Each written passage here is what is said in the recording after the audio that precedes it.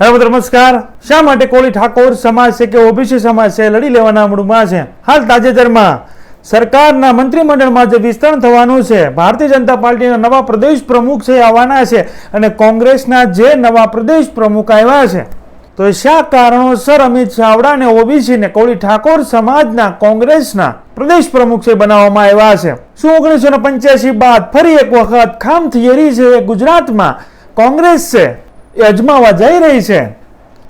શા માટે કોળી ઠાકોર સમાજના યુવાન નેતાઓએ કોંગ્રેસ પાર્ટીના હાઈકમાન્ડ સુધી છે એ વાત પહોંચાડી કે આવનાર ચૂંટણીઓમાં જો તમે આ મુદ્દા પર ચૂંટણી લડશો કે તમે આ ચહેરા પર ચૂંટણી લડશો તો અમારો સમગ્ર કોળી ઠાકોર સમાજ છે કે ઓબીસી સમાજ છે કોંગ્રેસ પાર્ટીની તરફેણમાં રહેશે.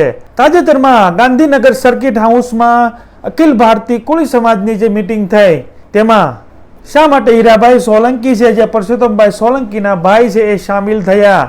શું ગુજરાતના રાજકારણમાં કંઈક મોટું થવા જઈ રહ્યું છે? શું ઓબીસી સમાજ કે કોળી ઠાકોર સમાજ, દલિત સમાજ, આદિવાસી સમાજ કે માઇનોરિટી સમાજ પર છે હવે બંને પાર્ટીઓ છે ફોકસ કરી રહી છે? સમાજની ખેંચતાણમાં એ સમાજોને ફાયદો થવા જઈ રહ્યો છે. આ દરેક વાત પર આજના વિડીયોમાં વિગતે ચર્ચા કરવી છે. અમારી ચેનલમાં ભારતમાં અને ગુજરાતમાં જે બી ઘટનાઓ ઘટતી હોય છે તેને સરળ ભાષામાં સમજાવતા હોઈએ છીએ. આવા નવા વિડીયો જોવા માટે અમારી ચેનલને તમે સબસ્ક્રાઇબ કરી શકો છો. તમારું એક સબસ્ક્રાઇબ કરવું, તમારે એક લાઇક કરવી, તમારી એક સરસ મજાની કમેન્ટ કરવી, જેનાથી અમને આવા વિડીયો બનાવવા માટે પ્રોત્સાહન મળતું હોય છે. વિડીયોની શરૂઆત કરીએ. તાજેતરમાં કોળી ઠાકોર સમાજના દરેક સંગઠનો એકજૂટ થઈ દરેક સંગઠનના યુવાનો છે કોંગ્રેસ પાર્ટીના હાઈકમાન્ડ સુધી કે ઉપર લેવલ સુધી છે વાત પહોંચાડી કે જો તમે આવનાર વિધાનસભાની ચૂંટણીમાં કોળી ઠાકોર સમાજના ચહેરા પર ચૂંટણી લડો છો કે કોળી ઠાકોર સમાજ કે ઓબીસી સમાજના કોઈ ચહેરાને મુખ્યમંત્રીના ઉમેદવાર બનાવીને ચૂંટણી લડો છો તો કોળી ઠાકોર સમાજ કે ઓબીસી સમાજ છે એ કોંગ્રેસ તરફી છે એ રહેશે.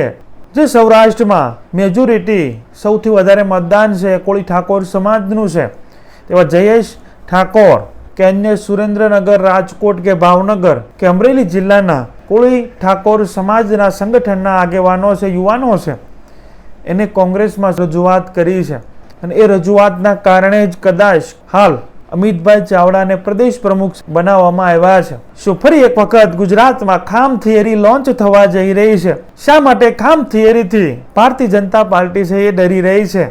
ખામ થિયરી શું છે? 1985માં શું બન્યું હતું જેનાથી હાલ જેટલી સીટો ભારતીય જનતા પાર્ટીને મળી છે 30 વર્ષની સખત મહેનત બાદ એટલી સીટો કે એની આસપાસ સીટો છે 149 સીટો છે કોંગ્રેસે 1985માં ખામ થિયરી દ્વારા છે એ જીતી હતી. તો હાલ કોંગ્રેસ ખામ થિયરી છે એ ફરીથી અજમાવા જઈ રહી છે અને કોંગ્રેસ હવે ઓબીસી, કોળી ઠાકોર, દલિત સમાજ, આદિવાસી સમાજ, મુસ્લિમ સમાજ પર છે એ ફોકસ કરવા જઈ રહી છે. ખામ થિયરી એટલે કે 1985માં માધવસિંહ સોલંકી દ્વારા છે ક્ષત્રિય, કોળી, ઠાકોર, દલિત, મુસ્લિમ, આદિવાસી આ દરેકને એકજૂટ કરી અને ખામ થિયરી છે નામ આપવામાં આવ્યું. એમાં પણ જે બી ખામ થિયરી છે, ખામ તો એનો મતલબ પણ કે ફોર કોળી ઠાકોર હોય કે ક્ષત્રિય સમાજ હોય, એચ એટલે કે એ સમયે હરિજન, અત્યારે આપણે છે દલિત સમાજ, એ ફોર આદિવાસી, એમ ફોર મુસ્લિમ, આ રીતે દરેકને એકજૂટ કરી અને એ સમયે કોંગ્રેસ પાર્ટી છે 149 સીટો છે લઈને આવી હતી. તો એ જ થિયરી કોંગ્રેસ હાલ છે એ લોન્ચ કરવા જઈ રહી છે. એ માટે અમિત ચાવડાને છે એ પ્રદેશ પ્રમુખ છે બનાવ્યા છે અને સામે કોળી ઠાકોર સમાજના દરેક સંગઠનો એકજૂટ થઈ અને કોંગ્રેસ પાર્ટીને એવી ઓફરો છે મૂકી રહ્યા છે કે જો તમે કોળી ઠાકોર કે ઓબીસી કે દલિત કે આદિવાસી સમાજના કોઈ ચહેરા પર ચૂંટણી લડો છો તો અમારા સમાજનું મેજોરિટી મતદાન છે કોંગ્રેસ તરફ કરાવવામાં છે અમે મદદ કરીશું. સાથે તાજેતરમાં ગાંધીનગર સર્કિટ હાઉસ ખાતે અખિલ ભારતીય કોળી સમાજ દ્વારા જે મીટિંગ કરવામાં આવી એ મીટિંગને જે સમાચાર પત્રોમાં રિપોર્ટ આવ્યા છે એ પ્રમાણે કે મીટિંગ છે રાજકીય હતી, સરકાર પર પ્રેશર બનાવવા માટેની હતી, પરંતુ અચાનક ભારતીય જનતા પાર્ટીના કોઈ નેતા છે એ સમાજની મીટિંગમાં છે એ જાય છે, પૂરી મીટિંગનો કબજો મેળવે છે. મીટિંગને છે રાજકીય રીતે જે રંધાઈ રહ્યું હતું એને એક સામાજિક મીટિંગ છે એ રીતે શાંત પાડી અને પ્રેસ કોન્ફરન્સ કરવામાં આવી. આ તો અમે અમારી રૂટીન દર 3 કે 6 મહિને મિટિંગ થતી હોય, અમારા સામાજિક મુદ્દા પર છે એ અમે ચર્ચા કરી છે. તો એ મિટિંગમાં ભારતીય જનતા પાર્ટીના હીરાભાઈ સોલંકી છે એ પણ સામેલ થાય છે. અને હાલ હીરાભાઈ સોલંકી અને કુંવરજીભાઈ બાવળિયા ને કોળી સમાજમાંથી છે પ્રમોશન આપવામાં આવે છે. હીરાભાઈ માત્ર MLA છે, ધારાસભ્ય છે, કુંવરજીભાઈ બાવળિયા કેબિનેટ મિનિસ્ટર છે, અને સાથે મુકેશ પટેલ હોય, બચુભાઈ ખાબડ હોય, પુરુષોત્તમભાઈ સોલંકી હોય કે ભીખુસિંહ પરમાર હોય, એ દરેક કોળી ઠાકોર સમાજના મંત્રીઓને પડતા મૂકવાની વાતચીત છે અવારનવાર સોશિયલ મીડિયા અને સમાચાર અને ન્યૂઝ ચેનલમાં છે આપણે જોઈએ છીએ. તો એ બાદમાં હીરાભાઈ સોલંકી અને કુંવરજીભાઈ બાવળિયાનું જે કામકાજ અત્યાર સુધી તેને આ કેબિનેટ મિનિસ્ટ્રીમાં સંભાળ્યું છે, કોઈ પણ વિવાદમાં આવ્યા વગર